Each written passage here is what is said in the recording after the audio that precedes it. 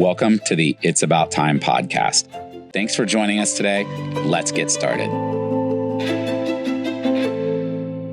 Welcome, everybody, to the It's About Time podcast. I'm your host, Chief Learning Officer here at One-on-One Sales Academy, Reed Davis, and today I am beyond thrilled to be joined by Tim Donnelly. Tim is the CEO at Catalyst Senior Living Solutions. So, Tim, welcome to the podcast. Thank you so much for having me, Reed. Looking forward to this. Yeah. So Tim and I go back. I was telling Tim before we started today, we go back 11 or 12 years. And the reason I know that is because, Tim, I don't know if you knew this, but you were actually the first one that gave me a speaking opportunity on a national stage. So when I was on the provider side and you had Senior View, which was your kind of initial product, you hosted a panel at Smash, and it was actually October 17th of 2017. And Tim asked me to be on that panel. And so you gave me the opportunity to kind of get up in front of a national audience. And I think that was really where I was like, hey, I'm hooked. This is what I want to do. I got to figure out how to do this for a living. And so in a roundabout way, I mean, you were the catalyst, pun intended, for kind of helping me get to where I'm at today. So Tim, if you want to start, kind of just tell us a little bit about what is Catalyst? What do you guys do? Well, so Catalyst is in the business of helping senior living communities throughout the United States better manage incoming leads from their website, from third-party sources. And so we're like a sales support engine for communities, because we all know that sales directors at the communities are very busy, either doing tours or they're knocking on doors, trying to get more referral sources. And so sometimes they can't answer the phone in a prompt and efficient manner. So that's what we do for a living. We help, manage those leads and help improve occupancy rates. And obviously with technology and AI coming into the forefront, we're leveraging those tools to be more efficient and more transparent for our clients. Well, so thank you for that. And, as I mentioned in my intro, you started out, when you and I met in, it was 2016, maybe, I think it was, or 2015, you had Senior View. So tell us a little bit about kind of how did you get in the industry? Because if I remember right, I think you came from like the mortgage side of things, right? So how did you get into the senior living, and what was that introduction like? Yeah, that's a good memory there, Reed. That's a good memory. You still got a really good brain there. But we did. I think we met right when we started Senior View. It was an idea that I had with my previous company called SoftView. And so SoftView was a marketing automation engine specifically designed for the mortgage industry. And we had about a 60% market share, sold that to a private equity firm back in 2018. So we knew that we were going to do something else besides, helping manage the mortgage customer journey. We started and incubated an idea called Senior View that helped communities predict the next 12 months of residence, which was pretty cool. We used big data, machine learning algorithms, and marketing automation. And yes, we were going to attempt to bring down a place for mom. I just needed about $20 million more to execute the strategy, but things changed. COVID happened, so we pivoted and took the course of Plan B. But back in the day, we were taking on a place for mom, and being an entrepreneur, my parents both went through the senior aging journey, and so I was going to fix that because it wasn't a great experience. The follow-up from the communities that we talked to, it wasn't very good. And so I was going to fix it, and I gave myself a 3-year runway to do that before we, exited the mortgage space. And I'm so happy that things ended up the way they did, because I've learned a lot. Learned a lot from taking on a place for mom to merging Senior View with Servium Care Network and being a part of that movement, and actually spinning out the Senior View, or what was called the Via Contact Center under Servium. We've spun that out into Catalyst, to really allow Servium to take on the big strategy of healthcare services within a senior living community. And so a contact center needed a separate brand. And so that's why we spun it out, is to really give its own brand and to allow the purpose and mission of Catalyst take shape individually, right? So it's been an exciting journey, but yeah, the last 11 years, we have learned a lot, and we've taken advantage of the opportunities in the marketplace. Yeah, and I was going to say, I think that when you kind of look back at what you guys did, I feel like you were really kind of at the forefront of where we're at now as far as communication and what we're doing, and using the big machine learning to be able to help predict the future. And because I can remember in, I think, 2019, we started using the contact center that you guys had at the time to be able to help with our third-party leads. So we had investors that didn't want us to cancel a place for mom or caring.com because they were under the assumption that more leads meant more move-ins. And we really looked at it like, I think we had the belief that that wasn't necessarily the case, but in order to appease them and to be able to alleviate some of that stress and time management off of our salespeople, we had you all, reach out to those third-party lead aggregators and cultivate them along the way. Because it wasn't like you didn't just answer the phone. You guys would actually cultivate those leads until, which is kind of like, at the time, I don't even know if there was much marketing automation going on, but that was about as close as you got to kind of marketing automation, because you guys were nurturing those until they became a sales qualified lead, at which point then you would turn them over to our sales directors. That's right. And that's still the case today. It's just that we're doing things much more efficiently using AI. But yeah, going back to the roots of the organization, what we learned is that, we could generate leads and we can hand those leads off to a sales team at a community. But as I mentioned earlier, that, the sales team's busy and they just don't have the bandwidth to respond immediately to all these sales leads. And sometimes these sales leads aren't ready to tour. They're kicking the tires, they're window shopping. And so we will continue to nurture those leads up to either the personal visit or tour of the community. We're doing everything we can to support the sales teams. Yeah. Well, and we'll get to that in a minute, because that's actually one of the things that I wanted to ask you about. But while we're kind of at the beginning, looking back, I want to kind of use this time. I want to ask you a couple of questions. I want to look back and then kind of look forward too with that. So my first question would be, like, when you look back to kind of the early days of Senior View, and you look at how consumers were reaching out then, or maybe their knowledge level then, what do you think has changed the most about senior living prospects from, let's just say, like BC, before COVID, as opposed to now in 2026? Because I feel like since COVID, there's been this unbelievable acceleration of tools and software and technology to be able to kind of help us communicate.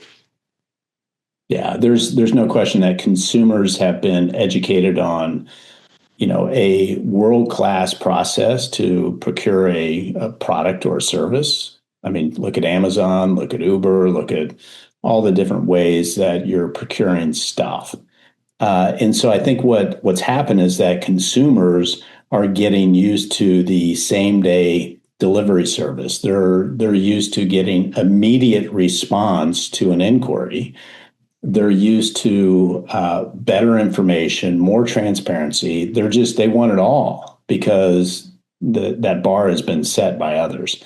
So what's happening is that those innovations in e-commerce and food delivery, or even buying a house, those things are transforming into other industries, and it's hit senior living. So the consumer expectation is here and now. I want answers. My mom needs, help, and we need to move quickly. And so that is a common situation. And so we need to respond to their situation with empathy, care, transparency.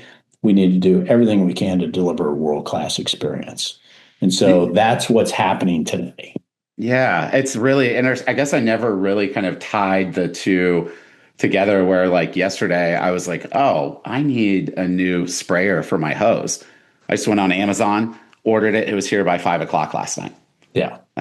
It's that immediate, I want information and I want it now, or I want to be able to purchase. And then you said that again. And I'm like, my wife just ordered breakfast and had it delivered this morning because we were on calls and we were in the middle of stuff. And she was like, hey, I'm hungry. And I came upstairs in between meetings, and the delivery person walked up to the door, and there it was. So looking at that, then let me ask you kind of the flip side of that question. So we know how they've changed. And I would say, do you feel like I feel like that's really accelerated even more so in the last like 2 years.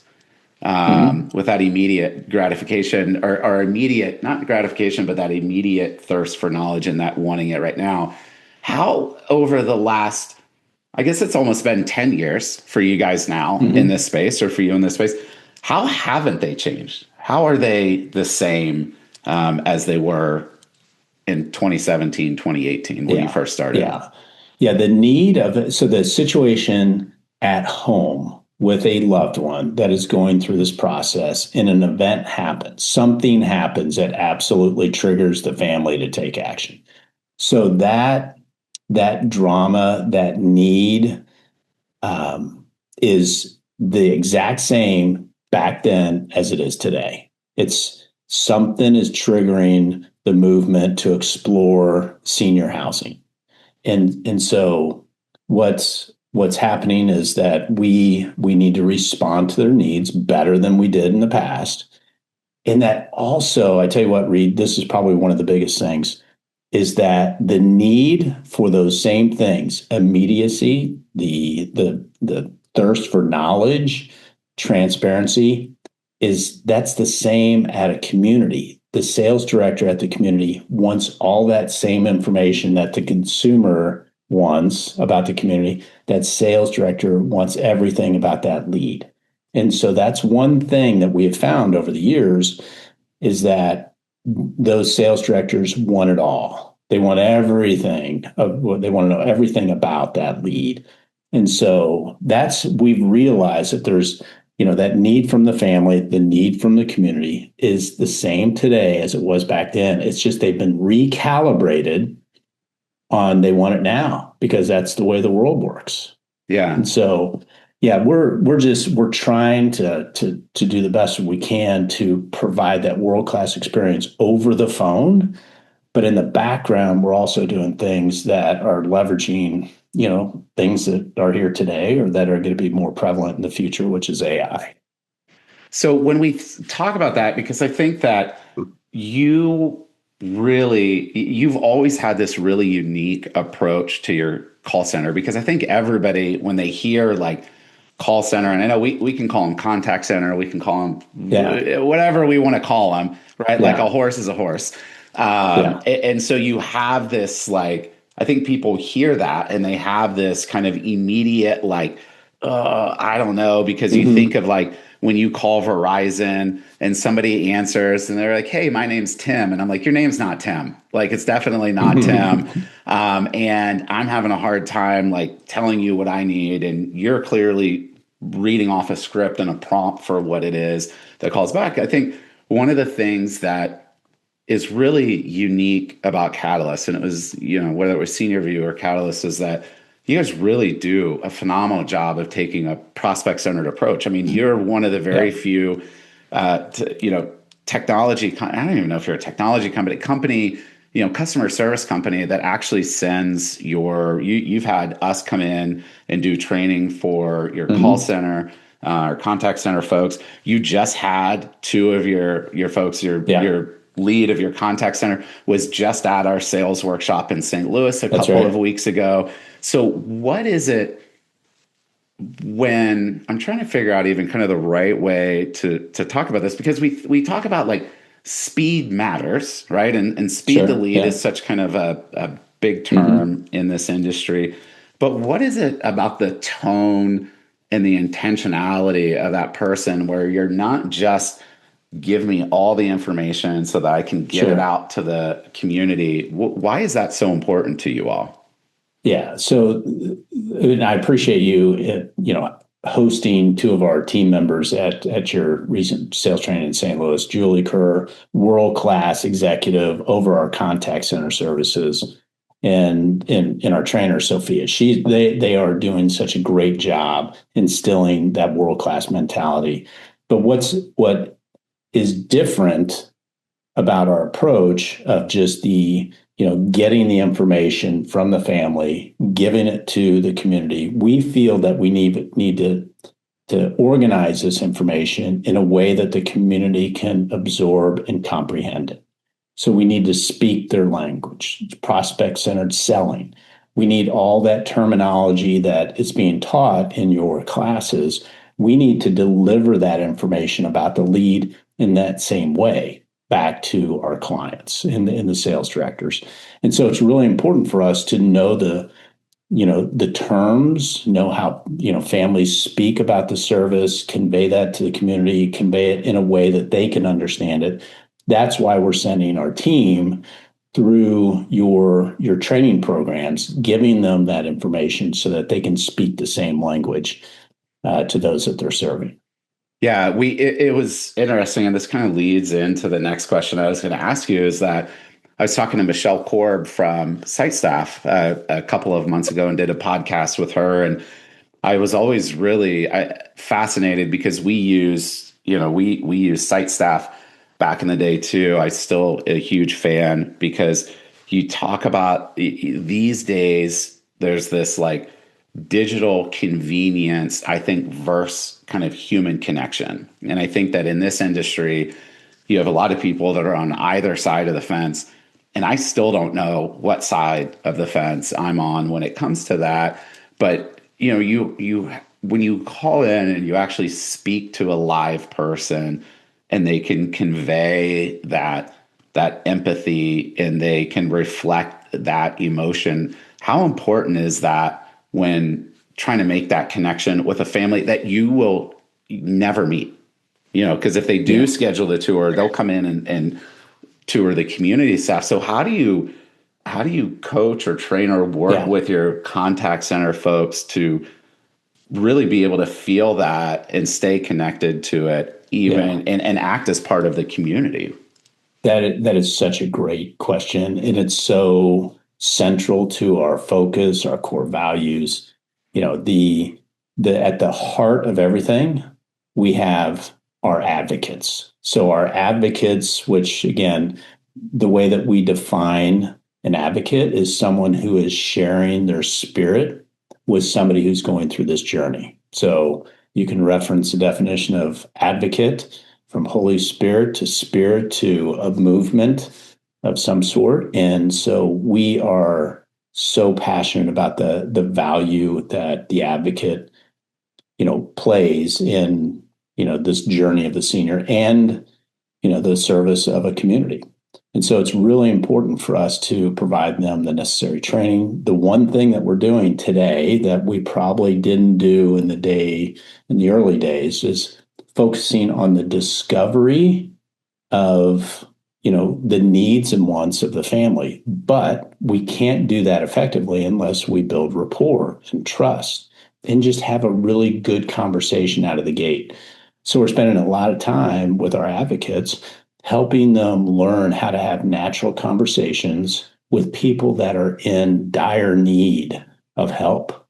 And so that is a skill. It's not a transaction. It's a relationship that's beginning that needs to, transform and transfer to the community. And so we're doing everything we can to learn how to have great conversations.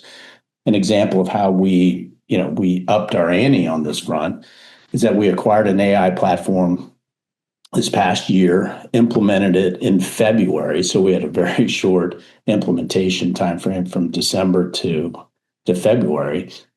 But what that's doing is it's scoring every single call, every single conversation in a variety of ways. So we've created a rubric with 6 different pillars that are part of the scoring mechanism. And we're trying to help the AI platform learn about what a great call is and maybe what one that needs improvement. And so before we used to quality assurance, less than 1% of our, I think we're managing about 100,000 calls a month, but we're only getting to about 0.7% of those that we actually listen to and then coach the advocates. So we randomly pick every 7 calls or so for a particular advocate in a month. And so it's imperative that we learn how to coach our advocates on having a great conversation. Now we're listening to 100% of these calls. We're coaching on the ones that need to be coached on. So that's what we've done. In the past, we've taken a certain approach. In the future, we're leveraging AI to really improve that most important thing, that initial conversation. When you mentioned, and we talked a little bit about kind of that speed to lead in the beginning, and I think one of the advantages, and I don't care if it's an AI call center, a human call center, anything like that, I think one of the huge advantages of some sort of contact method is that no lead hits the floor. That's because right. So often, I just did a training with a company, and I said, hey, when you're not available, or if somebody calls at 6:00 at night, what do you think the experience is of the person on the other end reaching out in that time of, hey, I finally have enough time off work to reach out for my mom and dad, or I finally built up enough courage to be able to call and say, hey, maybe my home isn't working so much anymore. So when we look at, and I just saw Mike Miller has some really great stats on this. I just saw some great stats from further, not so great actually, about the number of missed calls and missed opportunities from that, or slow response times, or weekend and evening coverage. What have you all seen from a lead, maybe even just a lead volume increase to be able to answer calls during those times when there might not be somebody there? Or or your other option is a care staff member on the floor answering the phone, which is not their number one priority, because their number one priority is taking care of the residents. Yeah. That's, I don't know if I can share a slide here, but go ahead. I would love to just expose this, the impact on speed to lead. You can see here that if you respond quickly, your contact rate goes up. But the further out that callback happens, it degrades, right? It declines. And so what we're seeing here is that, an 83% contact rate, if you call back immediately, 1 hour, it drops, quite a bit, 9%. So actually it's 7% if it's 60 minutes. If it's 1 hour, 1 hour to 2 hours, it's going to be 74%. But the thing is, Reed, again, consumers need things here and now. And if you don't hit them immediately when they hit the send button or submit button, they're off going to the soccer games, watching your referee, or they're on with their lives. It's here and now. We as a industry have to be ready for the here and now behavior. So that just this illustrates the importance of speed to lead when you're looking at things like after hours and weekends. 20% of the total inbound calls come after hours or on weekends. And 26% of all positive outcomes from outbound phone calls occur after hours, meaning from form fills. Yeah. So these two different slides that illustrate stats that speak to, speed to lead and coverage, right? And coverage, after hours and weekend coverage. It can have a dramatic impact on not only the occupancy rate, but the NOI of a community. We all know that those that operate at a high NOI deliver a better experience. They have more resources to take care of, the residents within those communities. To me, this is a no-brainer for the industry to embrace. Speed to lead and coverage after hours and on weekends. So that's one of the things I learned from David Smith early on, in the early kind of 20 teens, was he had people cover in the evenings. He had salespeople on, and then on the weekends he had salespeople on. And we used to have our move-in coordinator would work like Tuesday through Saturday, and then we would have a manager on duty, just because we understood how important it was to be able to have that person of contact. Because I can't imagine being a family in a time of need. You finally built up the courage to be able to call a place, and you either don't get an answer, you get sent, or if you do get an answer, you get sent straight to a voicemail. And to me, in this industry, there's just too many options to be doing that. Because if I have to leave a message, I've already looked at, the statistics say like 10 places online. If I'm calling 6 to 8 places, if I have to leave a message, I'm just calling the next place instead of leaving a message, because the statistics show that the callback rate isn't really that great anyway on those. Mm-hmm. So we look at this as one of the most important representatives for a community is a sales director, because let's face it, when occupancy goes down, it stresses the community, stresses everybody. And so we need to make sure that the world-class service of a sales director is not compromised by making them work 80 hours a week. Answering the phone during soccer games and, while they're hosting different events, living their lives, we need to make sure that we value their time in the selling zone, and that we need to do everything we can to position them for success. And so covering for them after hours, weekends, covering for them when they're on a tour, and making sure that we are in sync and that we're an extension of their team. That's what the industry needs to embrace, these sales directors in that mentality, that manner. So, and that's what we're trying to do at Catalyst. Yeah. Well, and I think too many communities have just one sales director. I mean, you have a community that has 150 units, 200 units. You have one sales director. And I think that the companies, to me, that are really successful are the ones that really understand the stress and the pressure that these awesome sales directors are under. Mm-hmm. And they realize that there's this necessity for work-life balance. And that's, and as a salesperson, I think you're a naturally competitive person. I know at least I am. And most of the salespeople I talk to are naturally competitive people. And they put a lot of pressure on themselves to perform, not because they're scared of keeping their job, but because people like me, I hate to lose more than I'd like to win.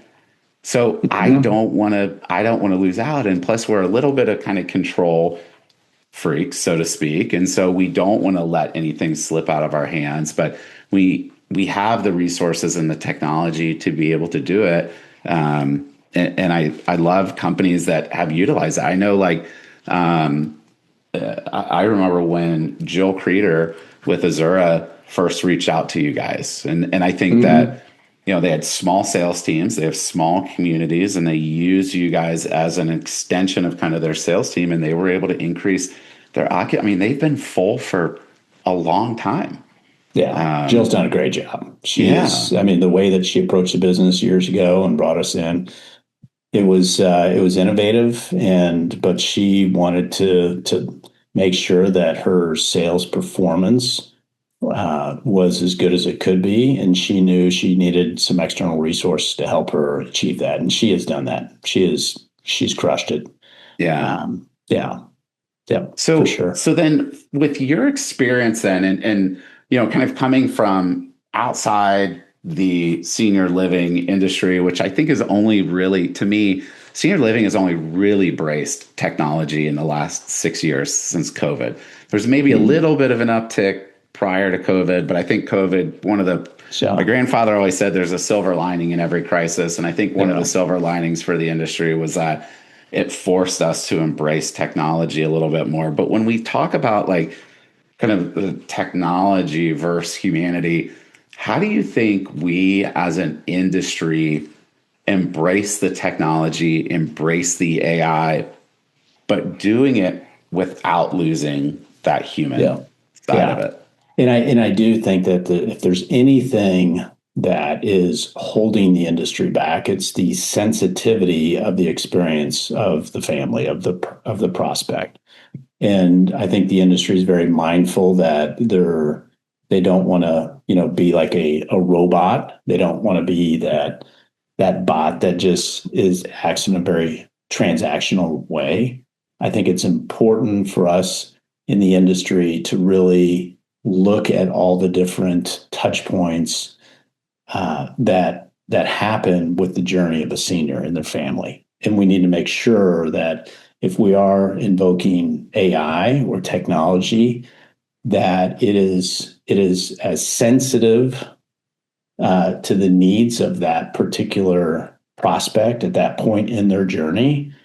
If they're just looking for confirmation of a tour that they've scheduled or a personal visit, we should be able to respond to that maybe through AI, just saying, well, your appointment is for 4 p.m. tomorrow at your residence at this address, and we'll look forward to seeing you. Press 0 if you'd like to talk to our advocates or a community representative.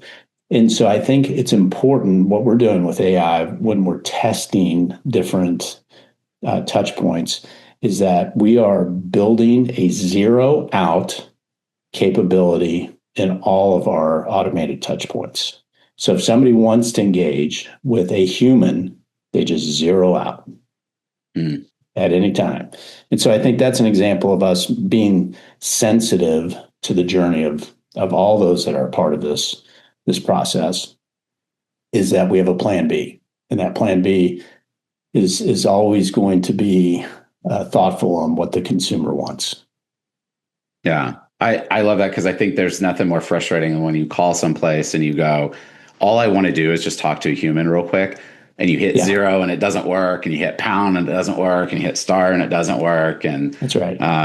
You're like, I don't want to talk to a computer. And although the AI technology is very nice, and I love the follow-ups, by the way. One of the things that stands out most to me back when I used to do a bunch of secret shops is there was a particular community that I was going into secret shop.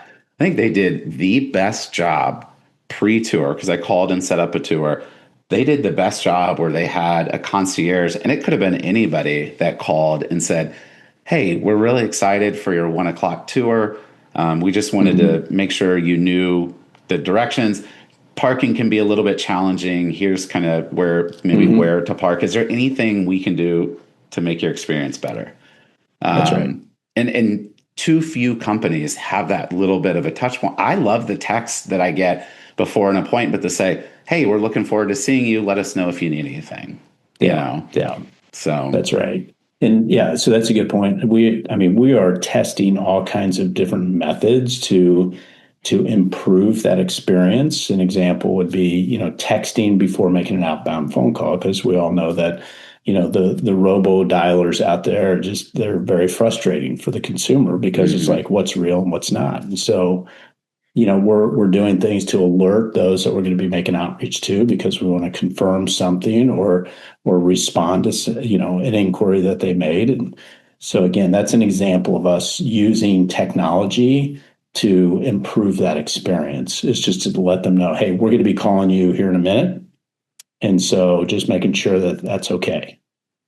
Yeah, I'd love to see. I mean, I bet salespeople, if that's something that works, I bet salespeople would love to be able to utilize that because I can tell you there's nothing more frustrating than you coming into the office. You have your 10 folks you want to contact that day, and Yeah. maybe one of them answers the phone. And I think to your point, Mhm. more and more these days, you're getting more of the robocallers and you're getting Yeah. more of, the phone. If you don't know who it is, you just don't answer.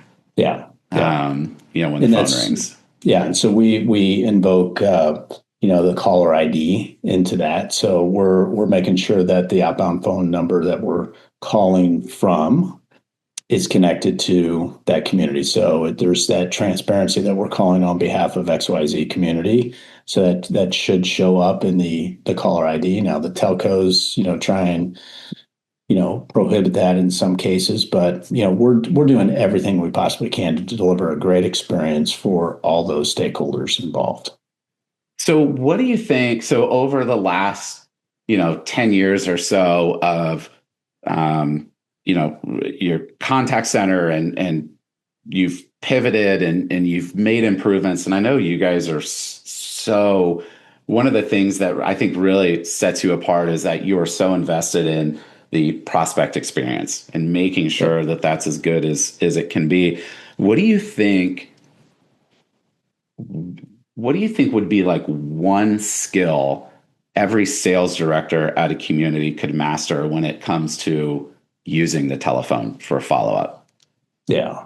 Well, and it's, the way that I look at anytime somebody has to stand on a pedestal, stand on stage and take action that's for the greater good of a family, of a community, of our industry, it's that they need to be genuine and they need to be curious, and they just need to make sure that they're doing everything they can to build that rapport that allows empathy on both sides to flow and for advancement to be made. But it's just, I would say, the genuine nature of sales directors and making sure that they're hitting on those things that are important for that prospect.